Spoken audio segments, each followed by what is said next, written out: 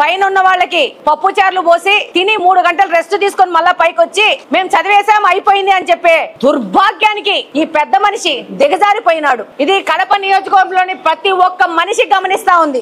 మహిళలను అడ్డుపెట్టుకొని రాజకీయం చేయాలనుకుంటున్నాడు. నేను గెలిచి 6 నెలలే అయింది, నాకు రాజకీయాలు తెలీదు. నువ్వు గత 20-30 సంవత్సరాల నుంచి రాజకీయాల్లో ఉన్నావు. నువ్వు భవిష్యత్తులో చిన్నగా వచ్చి ప్రజాసేవ చేయాలనుకున్న వాళ్ళకి నువ్వు చూపించే మార్గం ఇదా అని ప్రశ్నిస్తా ఉన్నాను. అసలు కడపలో అవినీతి చేసి పెట్టేశాడు మొత్తంగా. ఈ రోజు మీరు గమనిస్తే దేవుని కడప రోడ్డు కృష్ణా సర్కిల్ నుంచి ఎవరు చేశారు?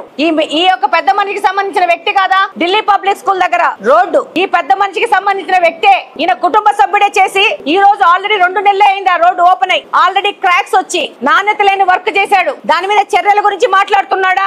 ఈ రోజు మాసాపేటలో టెంపుల్ ని బగలగొట్టారు. కార్పొరేషన్ వైపు నుంచి ఒక అగ్రిమెంట్ అయ్యి టెంపుల్ మేమే కడతామని చెప్పినారు. కట్టినారా? ఎన్ని రోజులైంది టెంపుల్ బగలగొట్టి? ఈ రోజుకి ఎన్ని రోజులు కావాల్సి ఉంది? దాని గురించి ఏమైనా చర్యలు ఉన్నాయా? అన్నమయ్య విగ్రహం తీసినారు.